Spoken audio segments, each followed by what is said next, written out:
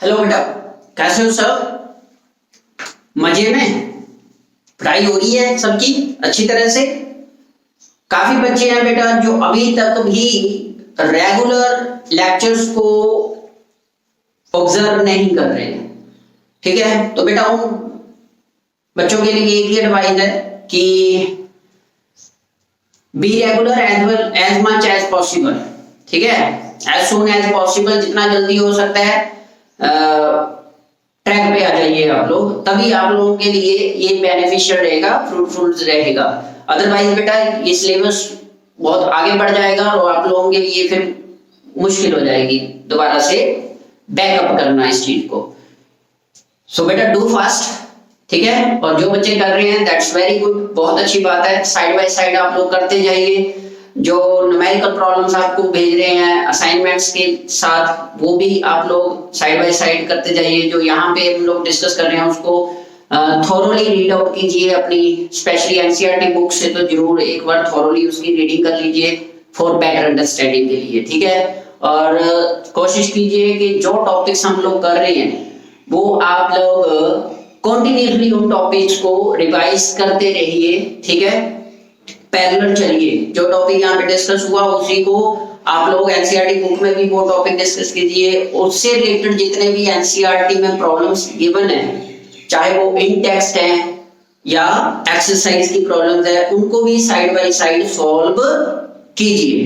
ठीक है बेटा, this will provide you the fruitful results. ये बहुत अच्छा रिजल्ट होगा आपके लिए अगर ऐसा करोगे तो आपकी अंडरस्टैंडिंग और ज्यादा बढ़ेगी। ठीक है, देखो बेटा सिंपल सी बात है, इन दिनों में हम लोग बाहर तो निकल नहीं सकते, सिंपल सी बात है। ठीक है, तो घर में ही हम लोगों ने रहना है, तो 24 आवर्स बेटा आप लोगों के पास है। अब आप उन 24 आवर्स में से जस्ट आपने 5 to 6 आवर्स निकालने हैं, और वो भी अगर 4 to 5 भी निकाले होते तो भी है ना। फिर तो वो मुझे नहीं लगता कि it is very difficult task to study about 4 to 5 hours daily.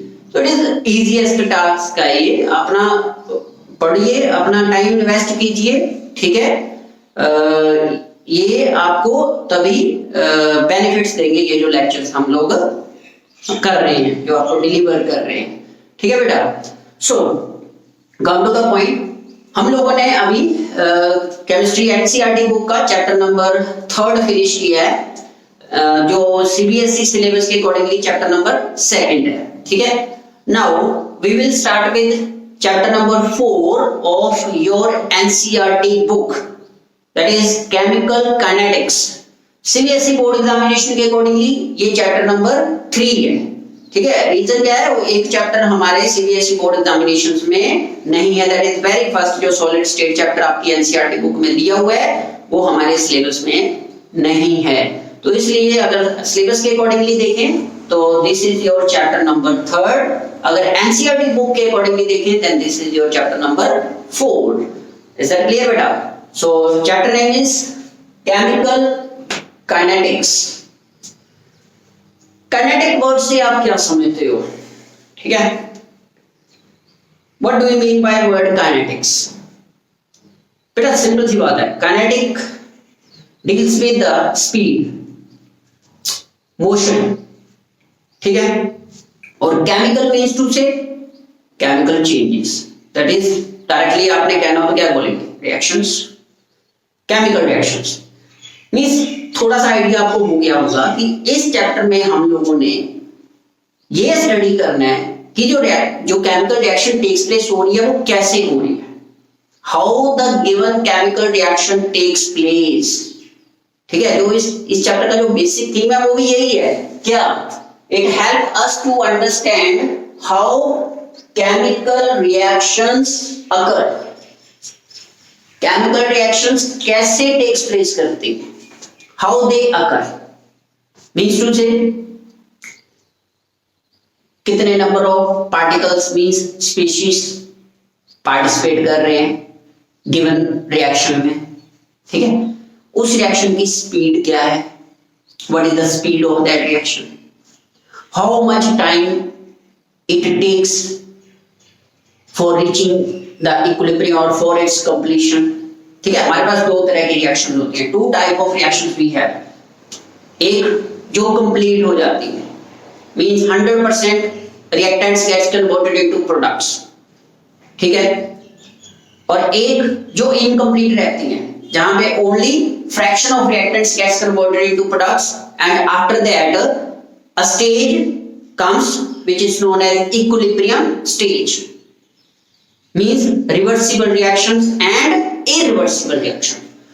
जो irreversible reactions है वो almost 100% complete हो जाती हैं, above 95%, 98%, 99% तक वो complete हो जाती हैं, उनको हम बोलते हैं irreversible, ठीक है, means almost 100% of the reactants gets converted into the products, ठीक है। एक होती है reversible reactions। रिवर्सिबल रिएक्शंस में क्या होता है, only fraction of reactants gets converted into the products. कुछ रिएक्टेंट स्पीशीज प्रोडक्ट बना लेते हैं, बाकी के रिएक्टेंट एज इट इज रहते हैं, और वहां पे एक स्टेज क्रिएट हो जाती है, मींस वहां पे रिएक्टेंट से प्रोडक्ट बना और प्रोडक्ट से अगेन रिएक्टेंट बन जाना, ये एक प्रोसेस टेक्स प्लेस हो जाती है एट सेम रेट के ऊपर, एट सेम रेट के ऊपर, जैसे हमने +1 में इक्विलिब्रियम डिस्कस किया था वो चीज। When two opposing processes takes place at same rate, then that stage is known as equilibrium, ठीक है।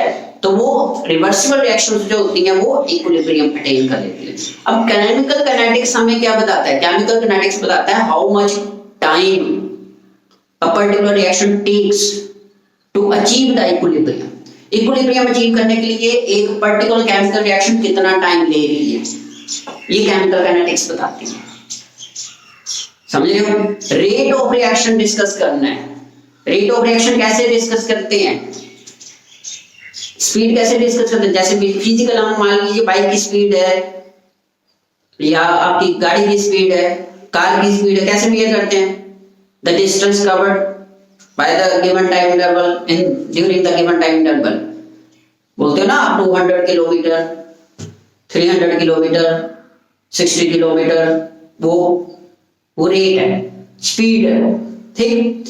तो केमिकल काइनेटिक्स हमें इस फिनोमेना को बेटरली अंडरस्टैंड करने के लिए हेल्प प्रोवाइड करवाता है।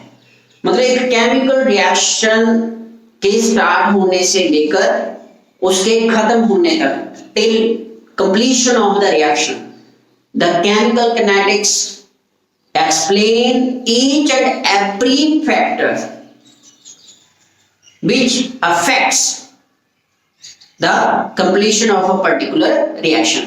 केमिकल काइनेटिक्स हर उस फैक्टर को एलैबोरेट करता है जो एक केमिकल रिएक्शन की कंप्लीशन में अपना इन्फ्लुएंस डालता है, समझ रहे हो। each factor which influences the completion of the reaction, which influences the rate of reaction, ठीक है। अब एक केमिकल रिएक्शन के केस में जो रेट है वो कैसे डिस्कस किया जाता है, by change in the concentration of the reactants और products, either in the form of change in concentration of reactants और प्रोडक्ट्स। रिएक्टेंट की कंसंट्रेशन कितनी चेंज हुई है पर यूनिट टाइम में या गिवन टाइम इंटरवल में, या प्रोडक्ट्स कितने फॉर्म हुए, मतलब concentration of products.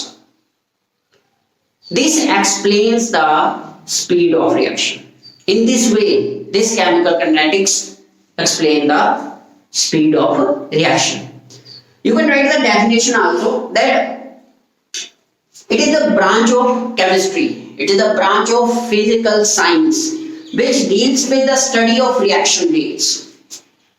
Chemical kinetics is the branch of chemistry which deals with the study of reaction rates and their mechanisms, clear।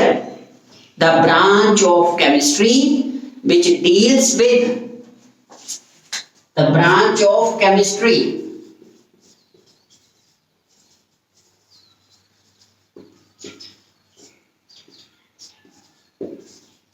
which deals with study of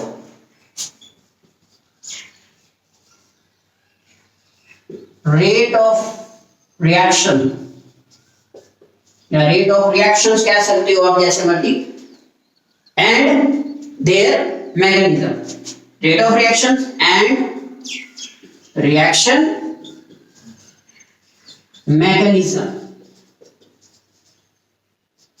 mechanisms कह सकते हो आप, is known as chemical kinetics.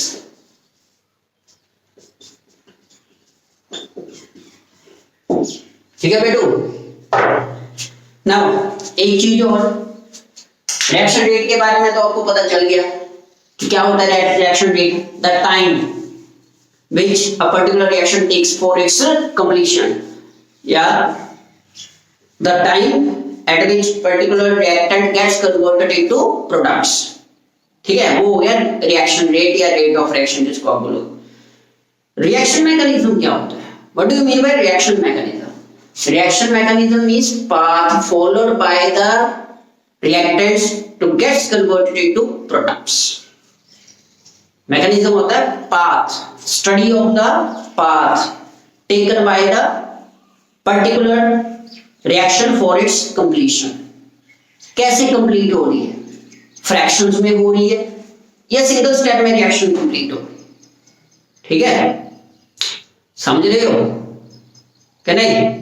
तो reaction mechanism means to से study about the path of the reaction, that is how many steps takes by a particular reaction for its completion. समझ रहे हो? And generally जो simple reactions होती है, simple reactions are those which gets converted into single step. जो single step में ही product form कर लेती हैं उनको बोलते हैं हम लोग क्या, सिंपल रिएक्शंस होती हैं। ठीक है, बट एक होती है the reactions which takes more than one step for their completion. पहले रिएक्शन इंटरमीडिएट्स बना लेती हैं, प्लस वन में कर गया है ना ऑर्गेनिक केमिस्ट्री जब हम डिस्कस कर रहे थे, reaction intermediate, transition state etcetera चीजें, वही चीज समझ रहे हो? तो सिंगल स्टेप रिएक्शन के केस में रेट, जो रिएक्शन रेट है, it becomes very easy to understand, बहुत इजी होता है सिंगल स्टेप रिएक्शन में। ठीक है, but in case of multi step reaction, जो रिएक्शन एक स्टेप में कंप्लीट नहीं होती, उनके केसेस में जो रिएक्शन रेट होता है, the study of the reaction rate होता है, that is little bit difficult. ठीक है, because each step has its own rate of completion, क्योंकि हर एक स्टेप का अपना रेट होता है। हर एक पर्टिकुलर स्पीशीज जो इंटरमीडिएट बना है during the course of the reaction, उसकी प्रोडक्ट फॉर्मिंग टेंडेंसी जो होती है वो डिफरेंट होती है देन द अदर। तो कुछ स्टेप्स, कॉम्प्लेक्स रिएक्शंस की बात कर रहा हूं, कॉम्प्लेक्स रिएक्शन के केस में कुछ स्टेप्स जो होते हैं वो स्लो स्टेप होते हैं और कुछ वेरी फास्ट होते हैं। तो जो रेट ऑफ रिएक्शन, जो केमिकल काइनेटिक्स जब हम किसी कॉम्प्लेक्स रिएक्शन के ऊपर अप्लाई करते हैं, तो वहां पे जो रेट डिटरमिनिंग स्टेप होता है, रेट डिटरमाइनिंग स्टेप, वो होता है slowest step of that particular reaction. उस पूरी कॉम्प्लेक्स रिएक्शन में जो स्लोएस्ट स्टेप होगा, that will act as the rate determining step. इसको इजी अंडरस्टैंड करने के लिए मैं आपको एक एग्जांपल देता हूं। मान लो आप एक हाईवे पे जा रहे हैं, ठीक है, क्लियर, ट्रैफिक ज्यादा है, ठीक, आपके पास मान लीजिए फरारी गाड़ी है या कोई हाई स्पीड पे चलने वाली गाड़ी है जिसकी speed with in seconds 100 kilometre को क्रॉस कर जाती है, ठीक। लेकिन ट्रैफिक में आगे एक ऐसा ट्रक चल रहा है जिसकी स्पीड 40 पे है, समझ रहे हो? उस पूरी ट्रैफिक में बसेस भी हैं, कार्स भी हैं, हाई स्पीड कार्स भी हैं, बाइक्स भी हैं, हाई स्पीड बाइक भी है। मान लीजिए आपके पास बाइक ही है, कोई हाई स्पीड बाइक जो रेसर बाइक्स होती हैं, मान लीजिए वो है। लेकिन आगे जाके क्या है, एक ऐसा व्हीकल खड़ा हुआ है या चल रहा है जिसकी speed is very very low और ना वो दूसरों को आगे जाने दे रहा है। तो उस केस में उस पूरे ट्रैफिक की जो स्पीड होगी, वो स्पीड किसके ऊपर डिपेंड करेगी? वो डिपेंड करेगी the speed of that vehicle which moves with 40 kilometre per hour speed. समझे बेटा? वो व्हीकल सारे के सारे, चाहे आपके पास कोई सी भी गाड़ी है, लेकिन आपको उस पर्टिकुलर व्हीकल की स्पीड के अकॉर्डिंगली ही मूव करना पड़ेगा टिल कब तक? जब तक आप उसको ओवरटेक ना कर जाओ। तो इसी तरह से केमिकल रिएक्शन में भी ऐसे ही होता है, कॉम्प्लेक्स रिएक्शन में भी ऐसे ही होता है। ठीक है, कुछ केसेस में रिएक्शन इतनी स्लो हो जाती है कि रिएक्टेंट स्पीशीज जो होते हैं वो प्रोडक्ट फॉर्म तो करते हैं लेकिन वेरी स्लो रेट के ऊपर। तो overall speed of the reaction जो है, overall rate of completion of the reaction है, वो उसी स्लोएस्ट स्टेप के ऊपर डिपेंड करती है सिमिलरली। ठीक है बेटा, this is the best way to understand the reaction rate. Reaction rate को अंडरस्टैंड करने के लिए सिंपलेस्ट वे है। क्लियर बेटा? आप कोई सी भी ऐसी एग्जांपल ले सकते हो, एनीवन। ठीक है, क्लियर है या नहीं? जैसे भीड़ है, अगर बोल्ट साहब भी आ जाए, जानते हो बोल्ट कौन है? जो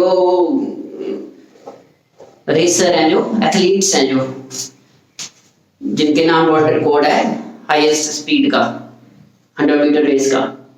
तो अगर मान लो वो भीड़ में चले हुए हैं तो उनकी स्पीड वहां पे थोड़ा नहीं वो आएगी, वो तो इंडिविजुअल है।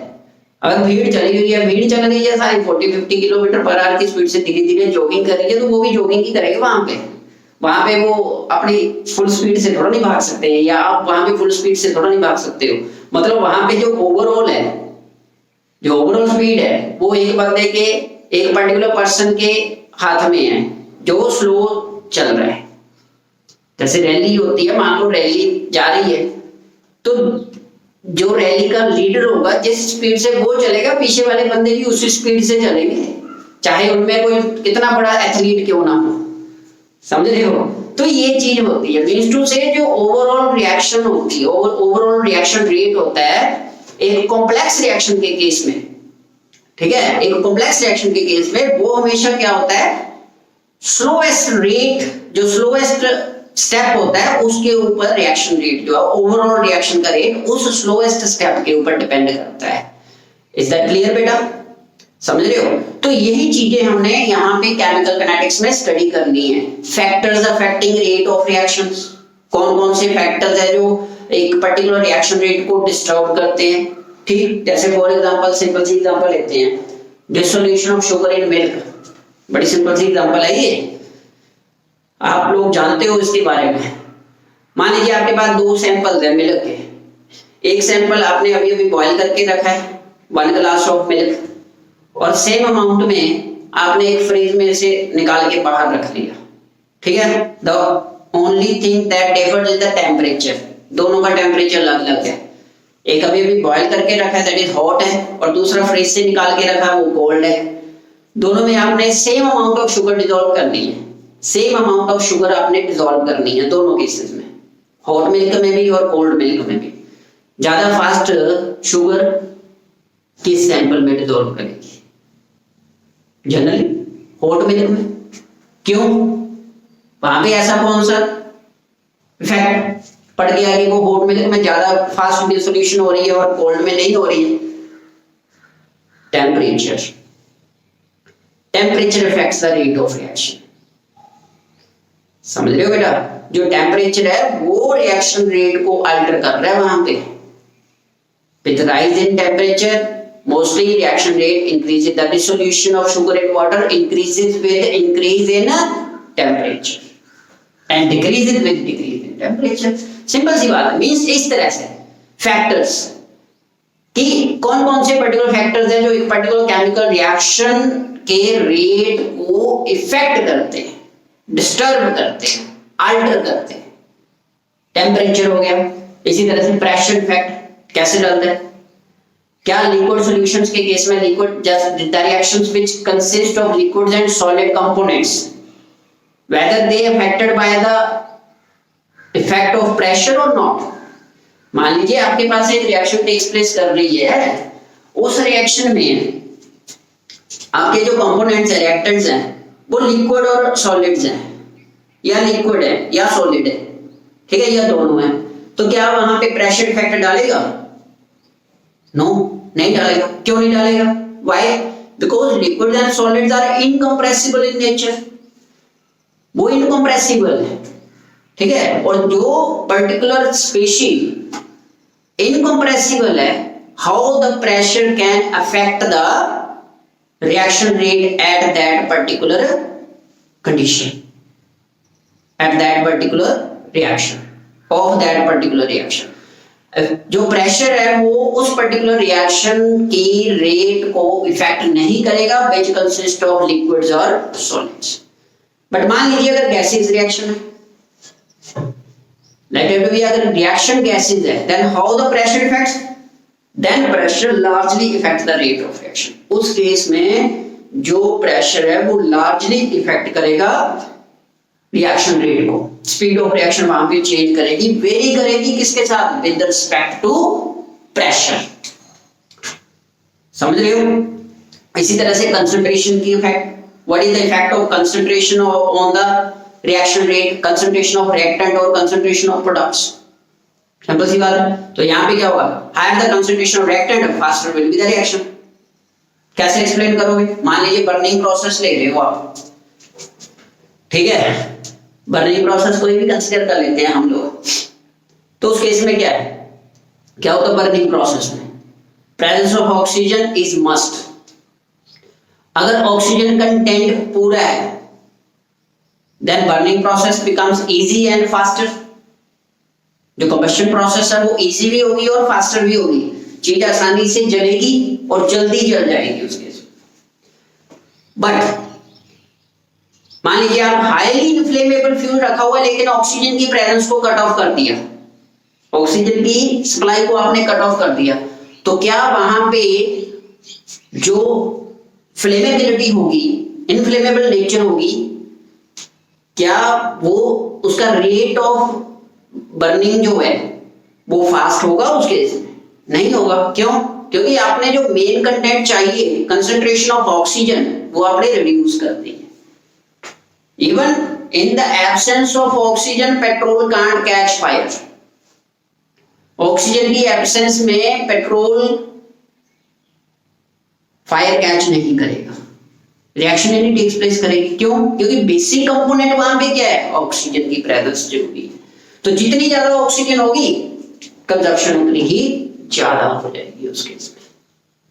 हायर एल्टीट्यूड्स में जब आप जाते हो, ऊंचे पहाड़ी इलाकों में जाते हो, ठीक है, तो वहां पे जो गाड़ी की स्पीड होती है वो डिक्रीज कर जाती है थोड़ी, कारण फ्यूल कंजप्शन कम हो जाती है, फ्यूल बर्निंग, जो बर्निंग ऑफ फ्यूल होता है वो कम हो जाता है। क्यों? लैक ऑफ ऑक्सीजन की वजह से। इवन जब हम लोग हायर एल्टीट्यूड्स पे जाते हैं तो वहां पे हमें एनॉक्सिया की प्रॉब्लम टेक्स प्लेस कर जाती है। लास्ट ईयर जो सोल्यूशन हमने किया था उसमें करके हमने पढ़ा था एनॉक्सिया, ANOXIA, एनॉक्सिया। क्यों? ऑक्सीजन की लैकिंग की वजह से। और सेकेंडली जो दूसरा फैक्टर वहां पे क्रिएट करता है, दैट इज प्रेशर इफेक्ट पड़ता है। जैसे जैसे ऊपर जाते हैं प्रेशर क्या होता जाता है, कम हो जाता है, प्रेशर कम हो जाता है, ठीक है, रिड्यूस करता है, वॉल्यूम ऑफ एयर इंक्रीज करना स्टार्ट कर जाता है, that is oxygen present per unit area decrease कर जाती है, जिसकी वजह से ये प्रॉब्लम आती है। तो इस तरह से मतलब फैक्टर्स अफेक्टिंग अ पर्टिकुलर रिएक्शन रेट, ठीक है, and other cases like order of reaction, molecularity of reaction, ठीक है, temperature dependence, collisions among the reacting species, ठीक है। तो ये सारा जो कंसेप्ट है वो हमने इस केमिकल किनेटिक्स चैप्टर में डिस्कस करना है इन डिटेल। मैथमेटिकल फॉर्मुलेशंस भी करेंगे, ठीक है, as well as theoretical concept भी डिस्कस करेंगे, थ्योरेटिकल रीजनिंग भी डिस्कस करेंगे, how the reaction rate depends upon various factors, और मैथमेटिकली भी हम लोग डिस्कस करेंगे कितने पर्टिकुलर टाइम में एक पर्टिकुलर रिएक्शन कितनी कंप्लीट हो रही है, 50%, 40%, 60% with respect to order of reaction. तो ये सारी चीजें, order, molecularity, rate, time, temperature conditions, activation energy, ठीक है, समझ रहे हो, ये सारी की सारी चीजें हमने इस चैप्टर में डिस्कस करनी है। इस चैप्टर की जो कंट्रीब्यूशन रहती है वो भी 5 मार्क्स के आसपास रहती है, 5 to 7 मार्क्स के आसपास, 5 to 6 के आसपास रहती है, जिनमें से 3 to 5 मार्क्स का न्यूमेरिकल तो 100% आना ही आना है आपको पेपर में, 100% इस चैप्टर का। सिमिलर जैसे प्रीवियस चैप्टर में भी आते हैं, लेकिन प्रीवियस चैप्टर में फिर कुछ पार्ट ऐसे हैं जैसे जहां से थ्योरेटिकल क्वेश्चन आ जाते हैं, जैसे बैटरीज टॉपिक हमने किया तो वहां से 3 मार्क्स का क्वेश्चन, मान लो न्यूमेरिकल नहीं आ रहा तो वो 3 का वहां से बन जाता है, फिर न्यूमेरिकल 2 का पड़ जाता है। लेकिन ये जो केमिकल किनेटिक्स चैप्टर हम लोग कर रहे हैं, केमिकल किनेटिक्स जो चैप्टर कर रहे हैं, इस केमिकल किनेटिक्स चैप्टर में आपको 3 to 5 मार्क्स का न्यूमेरिकल मिलना ही मिलना है, चाहे जो मर्जी हो जाए, न्यूमेरिकल ही आएगा आपको इस चैप्टर में। थ्योरेटिकल तो बहुत 1 या 2 मार्क्स का आता है, बहुत कम, अदरवाइज न्यूमेरिकल ही आता है। तो दिस इज, अगर न्यूमेरिकल के विद रिस्पेक्ट टू देखें, this chapter is very very important और इजी भी है, इतना ज्यादा डिफिकल्ट नहीं है ये चैप्टर, ठीक है। वैसे तो प्लस 2 के जो तीनों चैप्टर सीबीएसई में जो तीनों चैप्टर जहां पे न्यूमेरिकल प्रॉब्लम्स बेस्ड जो चैप्टर हैं वो तीनों चैप्टर्स ही इजी हैं, कोई कॉम्प्लिकेटेड प्रॉब्लम्स नहीं आती, बड़ी इजी प्रॉब्लम्स आती हैं हर एक जगह पे, चाहे आप बोर्ड एग्जामिनेशंस की बात कर लो, चाहे आप कॉम्पिटिटिव एग्जाम्स की बात कर लो, हर एक जगह पे प्रॉब्लम्स जो होती हैं वो इजी रहती हैं, ठीक है। The thing only that we have to do is the practice. हमारे लिए जो काम है, जो हम लोगों ने करना है, आप लोगों ने करना है, वो है प्रैक्टिस। जितनी ज्यादा प्रैक्टिस करोगे ये टॉपिक्स और ज्यादा उतने ही इजीएस्ट होते जाएंगे, ठीक है बेटा। तो नेक्स्ट वीडियो से हम लोग इसकी डिटेल्ड स्टडी करना स्टार्ट करेंगे। Till then take care, bye bye. और जो पिछला प्रीवियस चैप्टर है, ठीक है, वो आज का दिन आपका अभी है, तो कल तक, आज तक उसको फिनिश करो, और ये थोड़ा सा इसका बेसिक सा जो डिस्क्रिप्शन है वो थोड़ी सी रीड आउट कर लेना आप लोगों ने। कल द नेक्स्ट वीडियो से हम लोग इसकी केमिकल किनेटिक्स की डिटेल्ड स्टडी जो है वो स्टार्ट कर देंगे, ठीक है बेटो। Okay, bye, take care.